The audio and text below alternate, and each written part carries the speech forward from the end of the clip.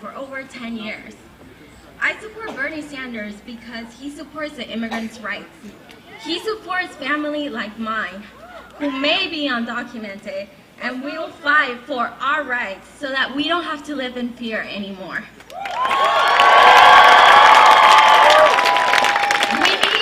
We need a leader like Bernie Sanders, who stands for keeping families together rather than dragging them apart. I am passionate about the issue of immigration because I am undocumented. I currently have protection from deportation under a program called Deferred Action for Childhood Arrivals. Bernie Sanders has not only promised to protect this program, but he's promised to expand it to include more people. My immigration status has never held me back, though. Just last year, I became the first attorney to be admitted to the California State Bar who has deferred action for childhood arrivals. I know that with Bernie, the immigrant community will reach new potentials. Bernie not only supports comprehensive reform, but he does so with compassion and commitment. For me, the choice is clear, and I support Bernie Sanders. I always think about this situation. If I had migrated to the United States under the Hillary Clinton administration, without my parents seeking refuge like thousands of Central American children have done over the last few years, Hillary would have deported me and kept me away from my parents. She would have called this sending a message. That's why, thank you. That's why Bernie is the candidate immigrants like me support.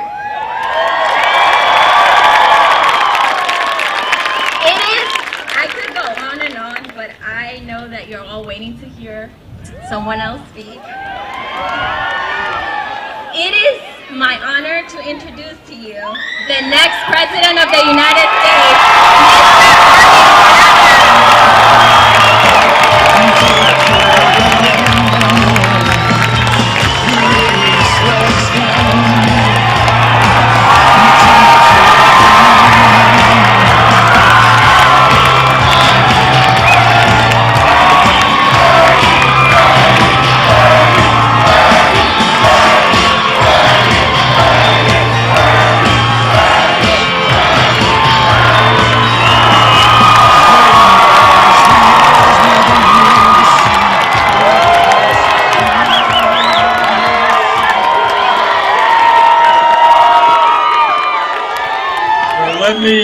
Let me thank Nicholas for his remarks. Let me thank Vanessa Pumar for a wonderful introductory statement. And let me thank all of you crazy people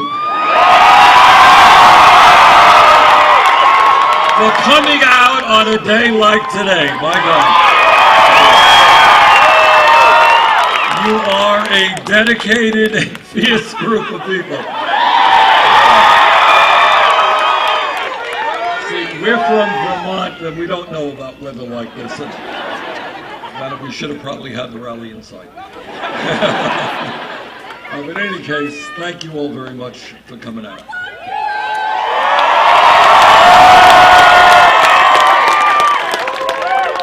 All right, now, if I tell you something, you promise me you're not going to tell anybody else. Because, you know, Hillary Clinton is getting very, very nervous lately. She and Bill were in New Jersey, and they had some events there, and they had to cancel events and get on a plane and go all the way across the country. And the reason they came early to California is they know something that you know and I know, that if there's a large voter turnout on Tuesday, we're going to win California.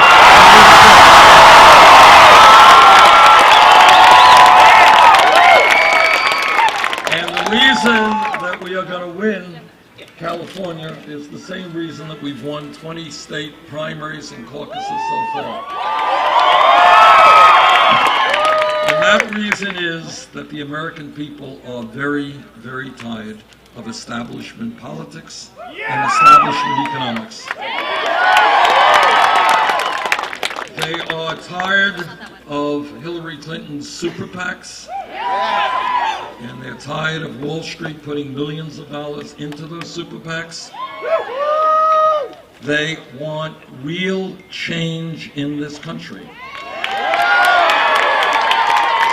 What the American people want, and what this campaign is about, is a government which represents all of us and not just the 1%.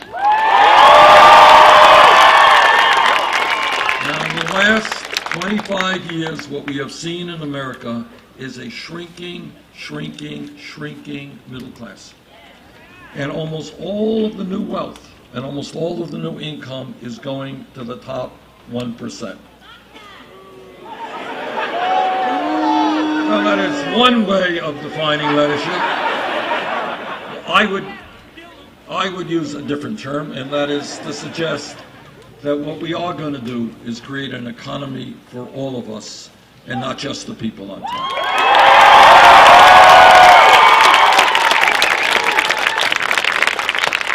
But it is not just a rigged economy, where in my state of Vermont and here in California, people are working 2 or 3 jobs, where moms are working 40 hours, dads are working 40 hours, the kids are working. But you know what happens after all of that? Almost all of the new income and wealth, 58% of the new income and wealth generated today, new income, is going to the top 1%. Anybody think that's fair? All right, well, that's what we are going to change. But it is not just a rigged economy. It is also a corrupt campaign finance system. It is not America when you have billionaires being able to buy elections. Democracy is one person, one vote, not wealthy people putting hundreds of millions of dollars to elect candidates who represent the wealthy and the powerful. We are going to overturn Citizens United and create a vigorous democracy that has a country in which we have one of the highest voter turnout rates in the world, not one of the lowest. But it is not just a rigged economy where the rich get richer and everybody else gets poorer. It is not just a corrupt campaign finance system in which billionaires buy election. It is also a broken criminal justice system. And today, we pledge to end the absurdity of the United States having more people in jail than any other country on earth.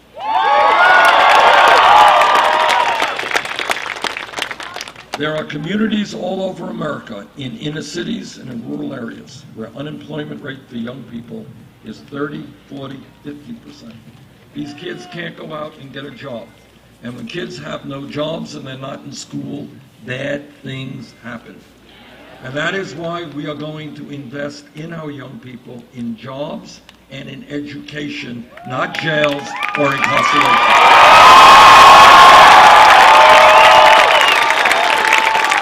We want kids working at meaningful jobs, earning a decent income, not rotting in jail cells. And we're going to reform local police departments across this country. All right? If a police officer, like any other public official, breaks the law, that officer must be held accountable. And we're going to rethink the so-called war on drugs. Too many people have been arrested for possession of marijuana. And right now, under the Federal Controlled Substance Act, marijuana is listed as a Schedule I drug next to heroin.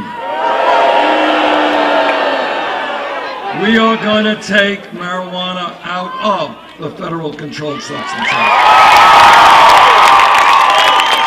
But what we are going to do is to make sure that we address effectively the epidemic we're seeing with opiate addiction and heroin addiction. Every day, people are dying from overdoses of opiates and heroin. Now, we understand that we got to be smart in dealing with that addiction, and that means a revolution in mental health treatment in this country. people should be able to get the treatment they need when they need it, not 6 months from now. Now, this campaign is going to win because we are talking to ordinary Americans and not just billionaire campaign contributors. And one of the many areas that Hillary Clinton and I approach differently is that we raise our campaign funds from 8 million individual campaign contributions, averaging $27 apiece.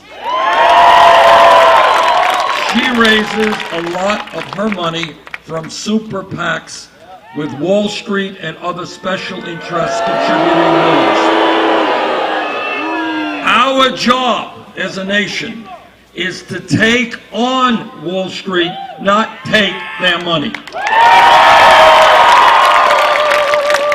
This campaign, brothers and sisters, is listening to workers. And what workers are telling us is they can't make it on $9, $10 an hour.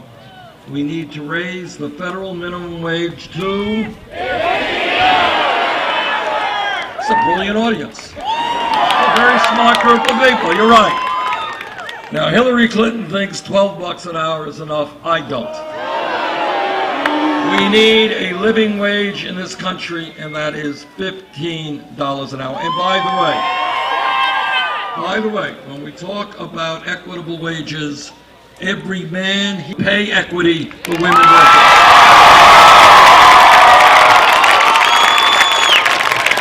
And this campaign is listening to young people.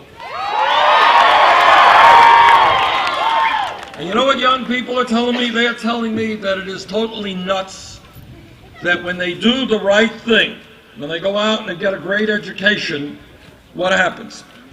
They end up $30,000, $50,000, $70,000 in debt.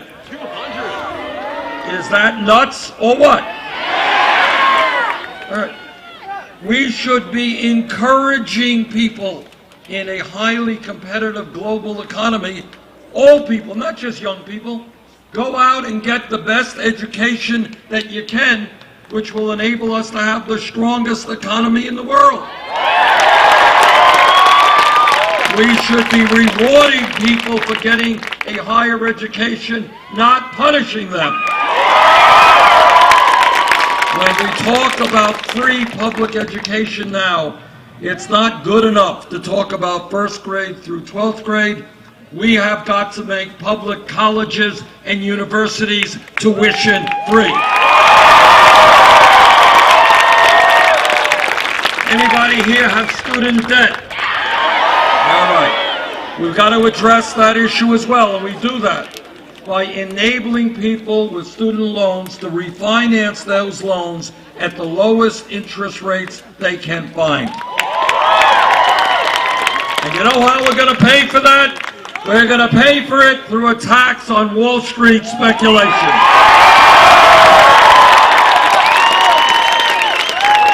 In 2009, you helped bail out Wall Street. It is Wall Street's time to help the middle class of this country. This campaign is listening to the Latino community. Love you too.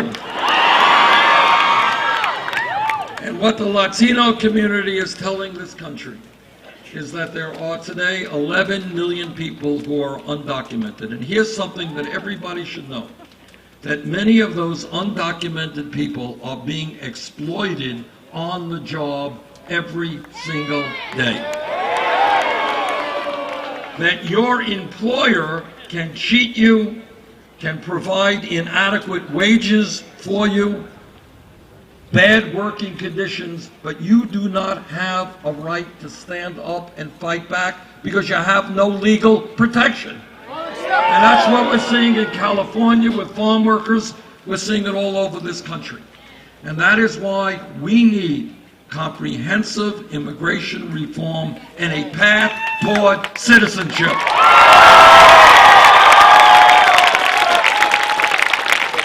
And what we also need to do is to end current deportation policies.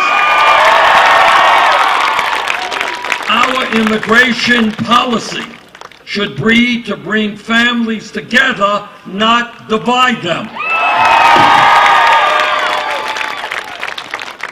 And if the Congress does not do its job, I will use the executive powers of the presidency to do everything that I can to address this problem.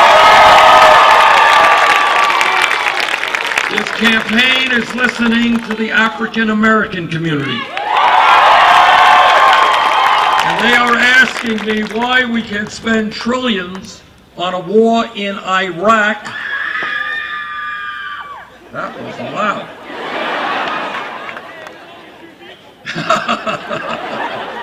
And by the way, difference of opinion between Secretary Clinton and myself. We both got the same information. Back in 2008, I was in the House, she was in the Senate. I led the opposition to that disastrous war. She voted for it.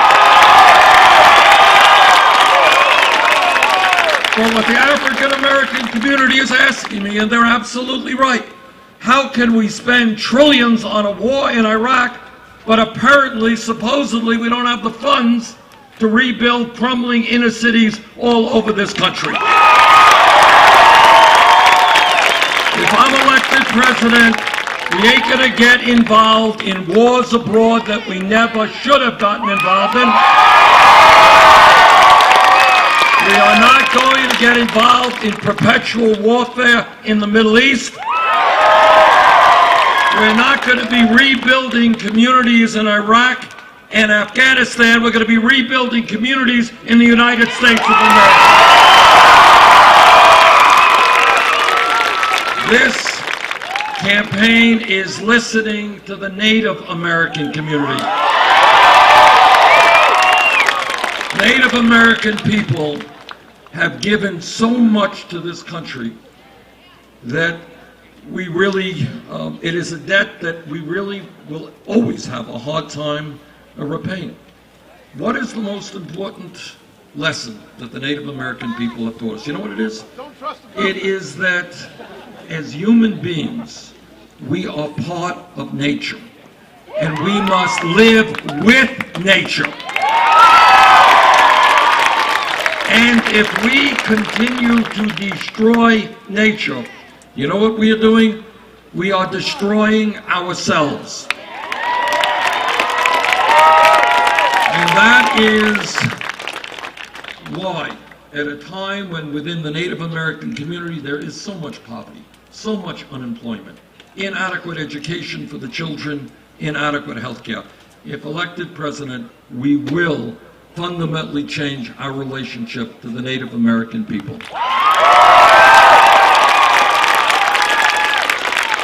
Now, I understand that the brilliant meteorologist and the brilliant scientist Donald Trump is in California.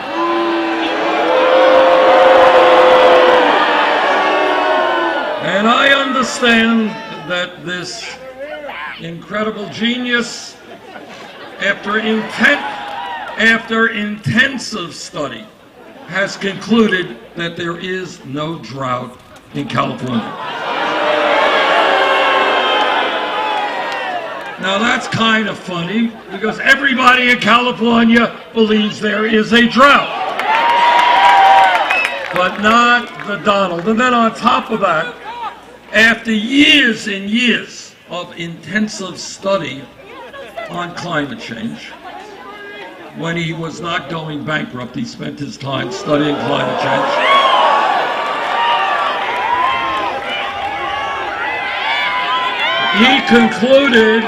He concluded, in opposition to virtually the entire scientific community, that climate change is a hoax. Now, what can I tell you? Other than to say that, as in many other areas, Donald Trump does not have a clue about what he's talking about. Now, unlike Donald Trump, I have actually talked to scientists all over this country and all over the world. And what they tell us is that climate change is real. It is caused by human activity. As you well know, in California, it is already causing significant damage in our country and around the world. And what the scientists also tell us, that we must, in a very short period of time, aggressively transform our energy system away from fossil fuel to energy efficiency and sustainable energy. Now, Donald Trump may not like it, the fossil fuel industry may not like it, but that is exactly what we have to do. And we have to do it because we, as human beings, are custodians of this planet. And we have a moral responsibility to leave this planet in a way that is healthy and habitable to our children and our grandchildren. Now, Secretary Clinton is no Donald Trump, but she understands that climate change is real. But where we have a difference of opinion, I think we got to be really, really aggressive on this issue. And that is why in legislation that I've introduced, the most comprehensive climate change legislation ever introduced in the Senate, we have a tax on carbon. And I would urge Secretary Clinton to change her view and support me in demanding a tax on carbon. Now, there's another area which has to do with this warm bottle of water. It's going to start boiling in a minute here. Thank you. All right, you jumped the gun. All right, here's what we got. What we have, and this is a growing problem that most Americans, I think, are not fully familiar with, and that is here in California, you have many, many thousands of homes where people turn on the water, and guess what? They cannot drink the water that comes out of the tap. And it is not just California. It is communities all over this country who are facing very, very serious problems in terms of clean drinking water. Flint, Michigan, obviously, is maybe the worst example of what's going on. Now, in my view, given that reality, it is time now to call for a national ban on fracking.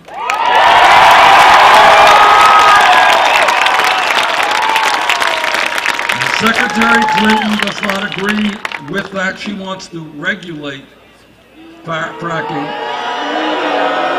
But the truth is, you really cannot regulate fracking.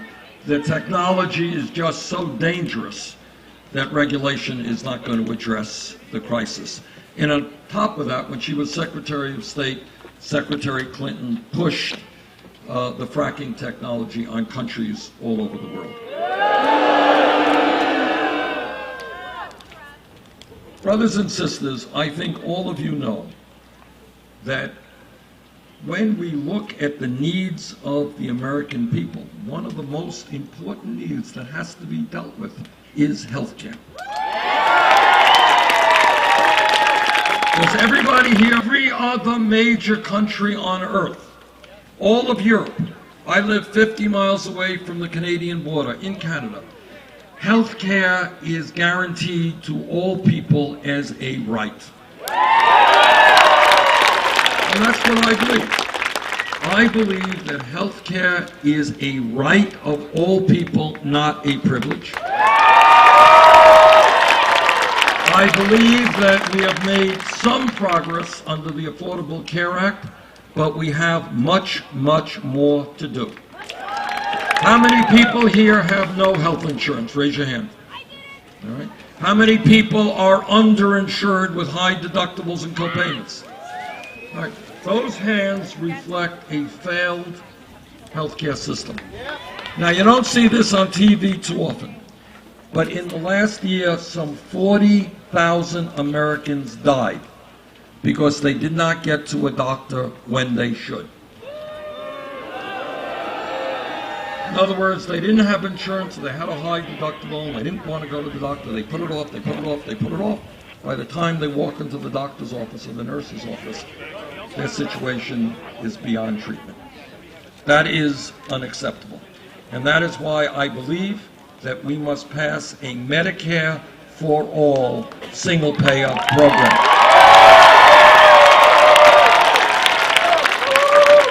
All of you know that change, real change in this country, never occurs from the top on down. It is always the bottom on up. And that is what this campaign is about. It is about millions of people from coast to coast taking a hard look at what's going on in America and understanding that the status quo is not working for them.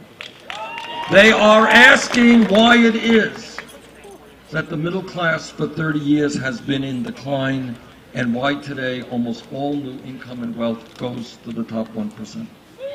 They are asking why it is that young people are graduating college $50,000, $70,000 in debt, and why women are making 79 cents on the dollar compared to men. They are asking why we are the only major country not to guarantee paid family and medical leave. They are asking why we have more people in jail than any other country, disproportionately African American, Latino, and Native American. They are asking why our infrastructure, our roads and our bridges and our water systems are collapsing when we need to put millions of people back to work rebuilding our infrastructure.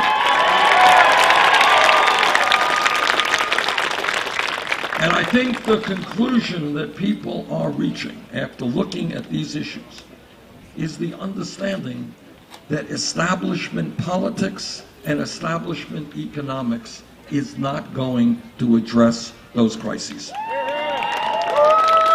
That what we need is a political revolution, and you are the revolutionaries.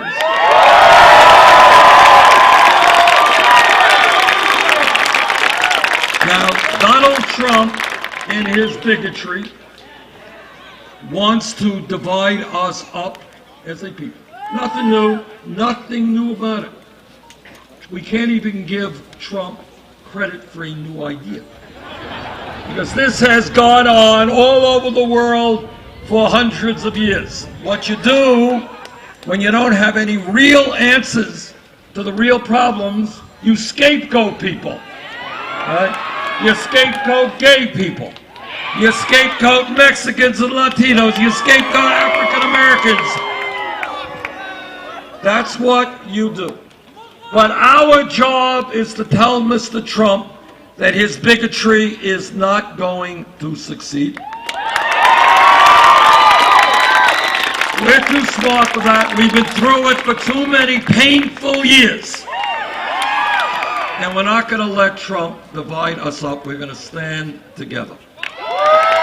And when millions of people do stand together and understand that what we have got to do is create a government that works for all of us, not just the top 1%. When that happens, there is nothing that we cannot accomplish. Now, on Tuesday, just 4 or 5 days from today, there is going to be a very, very important Democratic primary here in California. And I will tell you, you don't have to turn on the TV on election night, because I will tell you exactly what will happen. What will happen is, if you hear that there is a large voter turnout, we will win. If you hear that there is a very large voter turnout, we'll win by a lot. If you hear that there is a low voter turnout, we'll lose. Just the facts. That's the way it is. So I hope very much that all of you will do everything you can in terms of talking to your family and your friends and your co-workers. Let us have the largest voter turnout in Democratic California primary history on June 7th.